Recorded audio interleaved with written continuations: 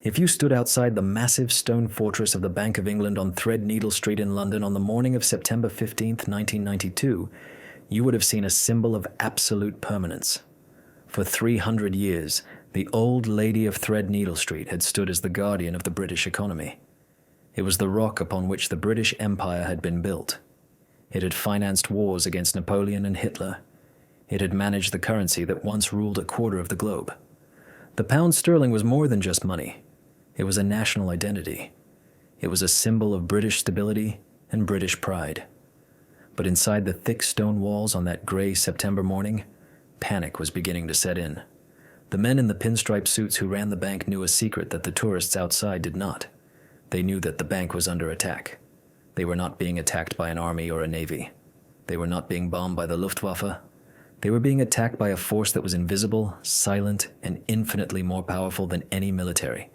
They were being attacked by the financial markets. Specifically, they were being hunted by a man named George Soros. George Soros was not a general or a politician. He was a 62-year-old hedge fund manager sitting in an office in a skyscraper in Manhattan, 3,000 miles away. He did not command tanks. He commanded money. And on this particular week in 1992, he had decided that the British Empire was bluffing. He had decided that the price of the British pound was a lie, and he was willing to bet $10 billion that he could prove it. This is the story of Black Wednesday. It is the story of the greatest financial raid in history. It is the story of how a single trader brought the United Kingdom to its knees and forced it to surrender its economic sovereignty. It is the story of the day the 19th century collided with the 20th century and the 20th century won, the European dream. To understand why a hedge fund manager thought he could break the Bank of England, we have to go back to the political landscape of Europe in the late 1980s. The Cold War was ending. The Berlin Wall had fallen. There was a feeling of immense optimism in the air. The nations of Europe, which had spent centuries fighting each other, decided that the only way to prevent another war was to bind their economies together so tightly that they could never be pulled apart. They created a system called the exchange rate mechanism, or the ERM. The goal of the ERM was to create a zone of monetary stability in Europe. It was a prelude to the euro, the single currency that exists today. The idea was simple. All the currencies of Europe would be tied together. The French franc, the Italian lira, the Spanish peseta, and the British pound would all be pegged to each other. They would move up and down together like a flotilla of ships tied to a single anchor. And that anchor was the German mark. Germany was the economic powerhouse of Europe. Its central bank, the Bundesbank, was legendary for its discipline. The Germans hated inflation. They had been scarred by the hyperinflation of the 1920s when people needed wheelbarrows of cash to buy bread. So the Bundesbank always kept the German mark strong and stable. The other countries of Europe wanted to import that stability. They wanted to borrow Germany's credibility. Britain joined the ERM in October 1990 under Prime Minister Margaret Thatcher. Though she was reluctant, her successor, John Major, was a true believer. He believed that pegging the pound to the German mark would tame the high inflation that had plagued Britain for decades. The British government set the rate at 2.95 German marks to 1 British pound. They promised the world that they would defend this rate at all costs. They said the pound would never drop below 2.77 marks. It was a line in the sand. The fatal flaw. But there was a problem with the ERM, a fatal flaw that George Soros would eventually exploit. The system assumed that all the countries in Europe would have the same economic needs at the same time. It assumed that what was good for Germany would also be good for Britain. In 1992, that assumption fell apart. While the rest of Europe was celebrating the fall of the Berlin Wall, Germany was paying the bill. The reunification of West and East Germany was incredibly expensive. The German government had to spend billions to rebuild the crumbling infrastructure of the East. To prevent this spending from causing inflation, the German central bank did what it always did. It raised interest rates. High interest rates are like a brake on an economy. They cool things down. For Germany in 1992, high interest rates made perfect sense. But for Britain, high interest rates were a disaster. Britain was not booming like Germany. Britain was in a deep recession. People were losing their jobs. Homeowners were struggling to pay their mortgages. Businesses were going bankrupt. When an economy is in a recession, the central bank usually cuts interest rates to make borrowing cheaper and stimulate growth. Britain needed low interest rates desperately. But because Britain was locked inside the ERM, it could not cut rates. If Britain cut rates, investors would sell the pound and buy the mark to get the higher returns in Germany. The value of the pound would fall, and under the rules of the ERM, the pound was not allowed to fall. So Britain was trapped in a golden cage. To stay in the European club, the British government had to keep interest rates painfully high, forcing its own people to suffer to maintain a currency exchange rate that was totally artificial. The British economy was screaming for relief, but the politicians had tied their own hands. The predator enter George Soros. Soros was a student of philosophy before he was a student of finance. He had survived the Nazi occupation of Hungary as a boy, and had learned early on that authority figures often lie, and that systems are often fragile. He developed a theory called reflexivity. In simple terms, reflexivity means that markets are not efficient. Markets are made of people, and people make mistakes. Sometimes the markets believe a story that is false, and when the gap between the story and the reality gets too big, the whole thing collapses. In the summer of 1992, Soros looked at the British pound, and he saw a massive gap between reality and the story. The story told by John Major and the Bank of England was that the pound was strong and stable and worth nearly 3 German marks. The reality was that the British economy was collapsing, and the only thing holding the pound up was high interest rates that were destroying the country. Soros sat in his office at Quantum Fund with his lead analyst, Stanley Druckenmiller. Druckenmiller was a genius at reading macroeconomic trends. He told Soros that the situation was unsustainable. He said that Britain was like a man holding his breath underwater. He can do it for a while, but eventually he has to come up for air. Eventually Britain would have to lower interest rates, and when they did, the pound would crash. The beauty of the trade was that it was a one-way bet. If Soros bet against the pound, and he was wrong, the worst that could happen was that the British government would keep the pound stable and he would lose a tiny amount of money on transaction costs. But if he was right, and the pound crashed, he would make a fortune. It was a gamble with almost no risk and infinite reward. But Soros was not the only one watching. The entire global financial market was beginning to smell blood. Hedge funds, banks, and currency traders all over the world were looking at the ERM and seeing the cracks. The Italian lira was the first to wobble. In early September, the lira came under attack. The Italian central bank spent billions trying to defend it, but failed. The lira was devalued. This was the signal Soros had been waiting for. If Italy could fall, Britain could fall. The trigger came on Tuesday, September 15th. The president of the German Bundesbank, Helmut Schlesinger, gave an interview to the Wall Street Journal and a German newspaper. Schlesinger was a strict disciplinarian. He was tired of supporting weak currencies like the pound and the lira. In the interview, he was careful, but he dropped a hint. He suggested that for the ERM to survive, some currencies might need to be realigned. He didn't say the word pound, but everyone knew what he meant. He was effectively saying that the German central bank would not fight to save the British pound. He was giving the markets permission to attack. When the report of this interview hit the news wires in New York, it was like a starter pistol going off. Stanley Druckenmiller walked into George Soros' office. He said that Schlesinger's comments were the catalyst. He proposed that they should increase their bet against the pound. At the time, they had a position of about 1.5 billion. Druckenmiller suggested building it up to maybe 3 or 4 billion. Soros looked at him and uttered one of the most famous lines in financial history. He said, "If you are right, then you can't be just a little bit right. You have to go for the jugular."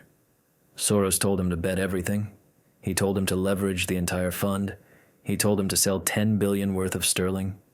That night, the Quantum Fund went to war. They began calling banks all over the world. They borrowed British pounds from anyone who would lend them. They borrowed from British banks, American banks, and Japanese banks. Then, they immediately sold those pounds for German marks. The mechanics of a short sale are important to understand here. Soros was borrowing something he didn't own, selling it at the current high price, waiting for the price to crash, and then planning to buy it back cheaper later to return it to the lender. The difference would be his profit. By the time the sun began to rise over London on the morning of Wednesday, September 16th, Soros and the rest of the market had built up a massive tidal wave of sell orders. They were selling pounds faster than anyone could count. The battle begins. Inside the British Treasury, the Chancellor of the Exchequer, Norman Lamont, was woken by a phone call. The news was bad. The pound was already slipping in the Asian markets, which had opened hours earlier. The selling was relentless. Lamont was the man responsible for the British economy. He was a smart man, but he was in an impossible position. He drove to the Treasury building in Whitehall. The atmosphere was grim. The officials knew that this day would be the ultimate test. They had a war chest of foreign currency reserves, about $40 billion worth. Their plan was to use this money to buy up the pounds that Soros and the others were selling. They hoped that by buying their own currency, they could keep the price up. It was a strategy that had worked before. Central banks are powerful. They can usually bully the market into submission, but they had never faced a market this big or this aggressive.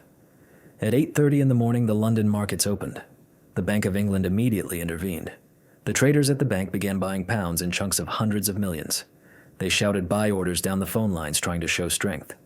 Usually, when the Bank of England steps in, the market pauses. Traders get scared. They don't want to fight the government. But on this morning, the market didn't pause. It didn't even blink. For every £1,000,000 the Bank of England bought, the hedge funds sold 2 million. Soros was selling. Other hedge funds were selling. Major corporations like Ford and BP, seeing the pound falling, started selling their own cash reserves to protect themselves. It was a stampede. The Bank of England was burning through its reserves at a terrifying rate. Imagine standing on a beach trying to hold back the tide with a bucket. That is what the bank was doing.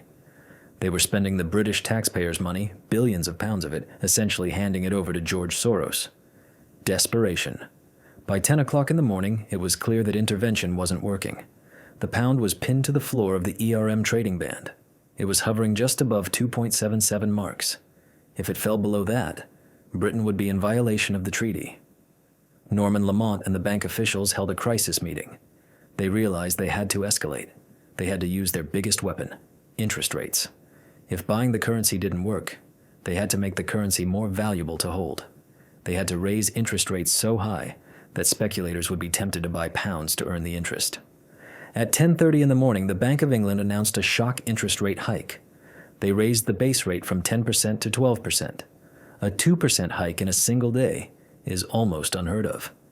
In normal times, it would cause the currency to soar. Lamont hoped this would be the knockout blow that would send Soros running for cover. But the market didn't soar. The market laughed. The traders looked at the rate hike, and they didn't see strength. They saw desperation. They saw a government that was panicking. They knew that the British economy was already weak. They knew that homeowners were already screaming about 10% mortgage rates. They knew that raising rates to 12% would cause a political revolution. They knew the government couldn't sustain it for more than a few days. So instead of buying pounds, the market sold even more. They saw the rate hike as the last gasp of a dying animal. The price of the pound barely moved. It stayed stuck at the bottom. George Soros in New York saw the rate hike and smiled. He knew he had won. When a government does something that crazy and the market ignores it, the game is over. He told Druckenmiller to keep selling. The nuclear option inside Downing Street. Prime Minister John Major was watching his career disintegrate. He was the man who had staked his reputation on the ERM. He had promised the country that the pound would be strong. Now he was watching the wealth of the nation flow out of the door into the pockets of speculators. The phone lines between Downing Street, the Treasury, and the Bank of England were red hot. They were running out of options. They were running out of money. They had spent billions in a few hours. At this point, the British government began to resemble a crew on a sinking ship, throwing the furniture overboard to stay afloat. They considered suspending trading. They considered closing the banks, but they knew that would only destroy London's reputation as a financial center. They had one card left to play, the nuclear option. They decided to raise interest rates again. At 2:15 in the afternoon on the same day, the Bank of England announced a second rate hike. They raised the rate from 12% to 15%. 15%. It was a number that struck terror into the heart of every person in Britain with a loan or a mortgage. If that rate stuck, it would mean bankruptcy for millions. It was economic suicide. It was a bluff so massive that the government hoped the market would just blink out of sheer shock, but the market was relentless. The traders knew it was a bluff. They knew John Major couldn't keep rates at 15% without his own party throwing him out of office. The sell orders kept coming. The pound kept falling. The game was up. The Bank of England had spent billions. They had raised rates to insane levels, and the pound was still crashing. The might of the British Empire had been pitted against the logic of the free market, and the market had won. Surrender. As the afternoon wore on, the exhausted officials in the Treasury put down their phones. There was nothing left to do. They couldn't buy any more pounds. They couldn't raise rates any higher. They had to surrender. The decision was made at a meeting in Admiralty House. John Major, Norman Lamont, and the senior ministers gathered in a somber mood. They agreed to suspend Britain's membership in the ERM. They would let the pound float, which meant they would let it crash. At 7:30 in the evening, Norman Lamont walked out of the Treasury to face a battery of cameras. He looked pale and shaken. He read a short statement announcing that Britain was withdrawing from the exchange rate mechanism and that the interest rate hikes had been canceled. It was a total humiliation. In New York, George Soros and his team stopped trading. They had started the day with a massive short position. As the pound crashed in the days that followed, they bought back the pounds they owed at a much lower price. The difference was their profit. When the dust settled, George Soros had made over $1 billion in a single day. He had single-handedly broken the Bank of England. But the story of Black Wednesday is not just about the money. It is about the shift in power. It was the moment the world realized that governments no longer controlled the financial system. The electronic herd of traders controlled it. Inside the chaos, the sun set on London on the evening of September 16th, 1992. But nobody in the financial district went home. The city was buzzing with a chaotic energy that felt more like the aftermath of a revolution than a business day. In the pubs and wine bars of the City of London, traders were celebrating. They were young men in suspenders and shirt sleeves, loud and adrenaline-fueled, drinking champagne. They had just made fortunes. They had bet against their own country's currency, and they had won. But across town, in the somber offices of Whitehall, the mood was funereal. The British government had been humiliated on the world stage. The Bank of England, the symbol of imperial stability, had been broken open and looted by a gang of speculators led by a Hungarian philosopher in New York. To understand the sheer scale of the devastation, we have to look at the numbers. In their desperate attempt to save the pound, the Bank of England had spent over £3 billion of taxpayer money. That is not £3 billion of currency exchanged. That is £3 billion of pure loss. It was wealth transferred directly from the British public purse to the bank accounts of George Soros and other hedge fund managers. To put that in perspective, £3 billion in 1992 could have built dozens of hospitals or funded the entire British Army for months. It was gone in a single afternoon. The trading floor. The chaotic scenes inside the trading floors that day have become legendary. Traders described a feeling of unreality. The phones were ringing non-stop with orders from clients shouting, "Sell, sell, sell." The screens that displayed the currency prices were flashing red. Usually currency moves by fractions of a penny. On Black Wednesday, the pound was dropping by whole pence every few minutes. It was a free fall. One trader at a major British bank recalled shouting at his broker to sell £50 million. The broker shouted back that there were no buyers. Who would buy a falling knife? The only buyer was the Bank of England. The bank was acting as the buyer of last resort, standing alone against a tsunami of selling. The traders could see the bank's orders on their screens, huge round numbers trying to hold the line at 2.77 marks, and they could see those orders being devoured instantly by the market. It was like watching a lion being eaten alive by ants. The most dramatic moments happened inside the political bunker. Prime Minister John Major was physically and emotionally exhausted. He had spent the day fighting a battle he could not win. There are reports that at one point he retreated to his private room and sat in silence staring at the wall. His chancellor, Norman Lamont, was described as being in a state of shock. He had been forced to raise interest rates to 15%, a move he knew was political suicide, only to have to cancel it hours later. He had effectively marched the British troops up the hill and then marched them right back down again while the enemy laughed. The surrender speech that Lamont gave outside the Treasury that evening was one of the most painful moments in British political history. As he stood there, flashes popping in his face, admitting that Britain was leaving the ERM, a heckler from the crowd shouted a question that cut through the noise. He shouted about the wife and children at home who were terrified of the interest rates. Lamont looked like a ghost. He knew that his reputation for economic competence was shredded. The victor's spoils. But while London was reeling, in New York, George Soros was tallying his winnings. The quantum fund had made a profit of approximately $1.1 billion, but Soros wasn't the only one. Other famous traders like Paul Tudor Jones and Bruce Kovner also made hundreds of millions. It was the biggest payday in the history of Wall Street. Soros became a celebrity overnight. The press dubbed him the man who broke the Bank of England. He was vilified in the British tabloids. They painted him as a ruthless villain, a foreign predator who had robbed the British people. But Soros was unrepentant. He argued that he had done nothing wrong. He was a market participant. He saw a price that was wrong, and he bet against it. He argued that the fault lay with the British government for trying to defy the laws of economics. He said that if the politicians hadn't been so stubborn, they would have devalued the pound sooner and saved the taxpayers billions. In his view, he had just performed a necessary surgery on a sick patient, even if the surgery was brutal. Political fallout.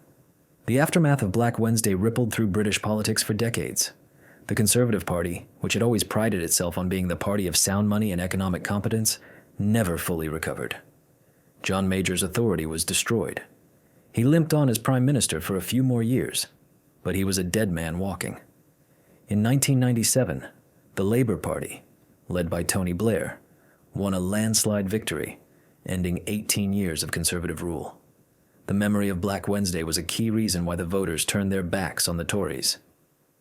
The strange irony. But there is a twist to this story, a strange irony that historians and economists now debate. In the days and weeks after Black Wednesday, the British economy did not collapse. In fact, it boomed. Once Britain was out of the ERM, it was free. It no longer had to keep interest rates artificially high to please the Germans. The government immediately cut interest rates. They fell from the insane 15% down to 6% in a matter of months. This was a massive relief for homeowners and businesses. The lower pound made British exports cheaper around the world. British factories started selling more cars and machinery. The economy began to grow at a rapid pace. This period became known as the Golden Economic Years. Many economists now argue that Black Wednesday was actually White Wednesday. They argue that being forced out of the ERM was the best thing that could have happened to Britain.